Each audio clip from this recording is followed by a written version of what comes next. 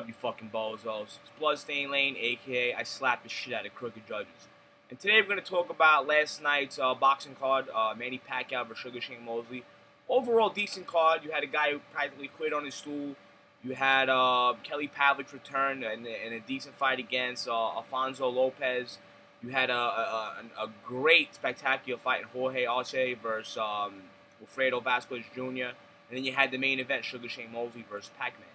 I'm not going to talk about the first fight because I'm not going to fight a bash, but the guy definitely quit on his stool. You know, Reynard quit the fight. It wasn't, I mean, he was getting tagged, but it wasn't like devastation. You know, definitely quit on his stool. There was not much to talk about.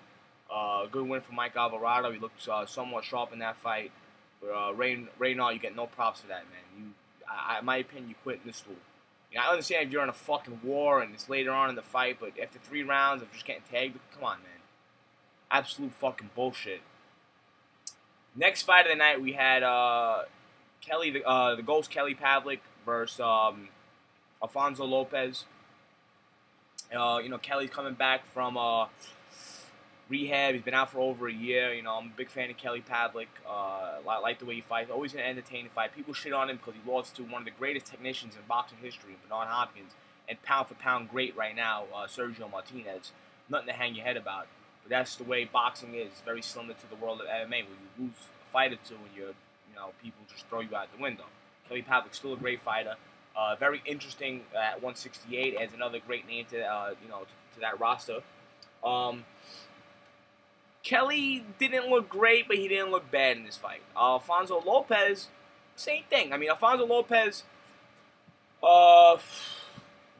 was definitely throwing more punches. His hands looked really fast. Kelly, I would like to see Kelly use his jab a little bit more. Didn't really use it that much. Kelly really turned it on later on in the fight. I actually had this fight a fucking draw, 5 rounds to 5. I seen one judge had it 99-91. I don't know what the fuck you're watching. I don't know if it's Stevie Wonder was fucking judging, but that was just god awful, man. Alfonso Lopez fought a really tough fight. Kelly, I think if it would have went another 2 rounds, Kelly would have got the finish action. Kelly was really coming on strong towards the end of that fight. That being said, I had the fight a draw. Kelly gets the win. Lots of great guys at 168. You know that. I like to see maybe Kelly take on Lucian Bute. Lucian Bute is probably my favorite super middleweight at the moment right now. Love his style, love his body work that he puts in. I like, you know, I have a real, I really enjoy southpaw fighters. Always have, always will since the days of Pernell Sweepy Whitaker. So I'm a big fan of Lucian Bute. You know, I think with another fight, Kelly should take another fight and maybe fight Lucian Bute. But congrats on your win, Pavlik. Good to have you back into the world of boxing. Always put on a good fight. And Alfonso Lopez, you have nothing to hang your head about. Your first loss, you fought a good fight against a really tough fighter. On to the next fight. We had Wilfredo Vasquaz defending his bantamweight title against Jorge Arce. Jorge Arce, what can you say about this guy? This guy is one of the most exciting fighters in the world. The typical, you know, prototype Mexican style. Always moving forward, aggression, iron chin, cardio through the fucking roof. This was a really fun fight. By far the fight of the fucking night. Jorge Arce was just putting the pressure, like a fucking rage, like Jake LaMotta, like the Rage Bull, just coming in, throwing, bombing away. I mean, he was bombing away. Wilfredo Vasquaz, I didn't like what he was doing in this fight. I mean, towards the end, he started countering a lot better. I felt like he should have doubled and tripled up his jab a lot more to keep him at bay. He wasn't really doubling up or tripling up in his jab, and when Arce did come in, hit him with the uppercut. There was a lot of times the uppercut was available, and he did not throw it. Like I said, if he would have doubled up and tripled up in his jab, circled out, throw the uppercut when Arce came in, he would have, you know, fought a little better fight. He started doing it towards the end. He caught him with a couple uppercuts, but I actually had Arce going in to that last round up by, I think, 4 points. I had him up, 3 or 4 points. I seen the ringside and the media people had it Vasquez up and it was a draw, this and that. I thought Arce pressure did enough for him to, you know, win a lot of those rounds, you know.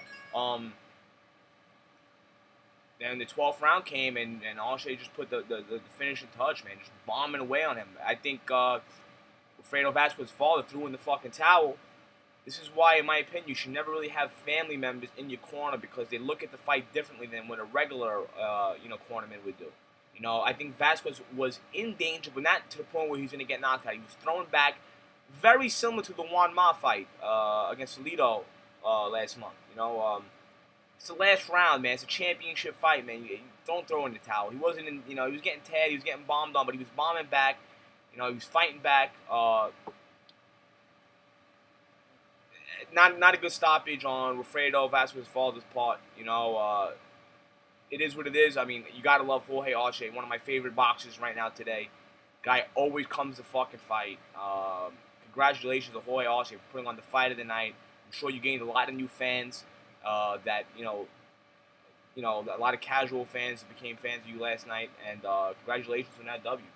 Going into the main event, we had Manny Pacquiao versus Sugar Shane Mosley. I've been a Sugar Shane Mosley fan for over 15 years. 14 years, ever since he beat Philip Holiday for the title. Manny Pacquiao, I've never liked Pac-Man, and I don't know why. I just never liked him. I think it was because it was the draw against Juan Manuel Marquez, which I thought Marquez did enough to win, and for some reason I just never really became a fan, which is kind of weird because he has a really entertaining style. He always brings it. I'm weird like that sometimes when it comes to guys, and it has nothing to do with him being popular or anything. If people say about a lot of my favorite fighters are champions and most popular fighters in the world, I was just never a fan of Manny Pacquiao. That being said, this matchup sucked from the start. Sugar Shane's 39. Bob Arum got to stop fucking picking. You know what I'm saying? Bob Arum's a fucking joke. He needs to get a wedgie, for real. He needs to get a fucking wedgie. Stop with the hand-pick opponents already. Let's start getting some, you know, legit fucking fighters fighting Manny. Sugar Shane's a legend, but come on, at this stage of the game, the guy's gun-shy. He doesn't want to throw punches. It's evident from the Sergio Mora fight. You know, it was a bullshit fight from the get-go. And I guarantee the next Pac-Man fight he's going to see the same thing. Manny Pacquiao is a very talented fighter, one of the best in the world. Arguably, pound for pound, the best boxer in the world right now. But it's time to start, you know, either fight some super fights. I know the situation with Floyd. I'm not going to go into that with Floyd. Let's get some of these young guns to fight Manny Pacquiao. You know what I'm saying? Bring in Timothy Bradley. Bring in one of these young guys that you know, they're going to have the energy and that are hungry. Saul Alvarez will make the super fight. Manny Pacquiao versus Sergio Martinez. You know, Manny has no problem moving up and down from weight. Sergio, I'm sure, will meet him up, meet at a certain weight, and get that fight going. You know what I'm saying? But this Bob Arum bullshit got to stop. For real, got to stop with these fucking hand-picked opponents, man. Manny Pacquiao, like people say, I'm a Manny hater. I'm just not a fan of the guy, but I will give the guy props. He's one of the best to ever do it. Very talented fighter, one of the best I've ever seen. Hopefully, I don't want to see Manny Pacquiao versus Miguel Cotto. I don't want to see any of the. I want to see a young gun. Put Saul Alvarez. Put Timothy Bradley. Put Victor Ortiz. You know what I'm saying? Make one of them fights. You know. Manny Pacquiao dominated 12 rounds. Sugar Shane, if he really wanted to, he could have made it a really, really interesting fight if he wasn't so gun-shy, but he didn't really come to fight. And after seeing that performance, I really have no doubt in my mind that Floyd would be a big problem for Manny Pacquiao. Manny was having problems hitting Sugar Shane last night. Sugar Shane was moving, you know, ducking a lot of his shots, and Floyd has the best defense in boxing right now. I personally think, I know a lot of my followers are Manny Pacquiao fans. I respect that, and I love all you dudes. No homo, but I just feel like stylistically, Floyd's too much for Manny Pacquiao, and I feel like Floyd would get like a 116, 112 decision over Pac-Man. That being said, love boxing. A big boxing fan ever since I was a kid. Can't wait for the next events coming up. You know, we got Andre Ward versus Arthur Abraham coming up. We got Bernard Hopkins versus Jean Pascal Part 2. Great fights coming up. And that being said, Bloodstain Lane, respect the shooter, fuck your life. I'm out.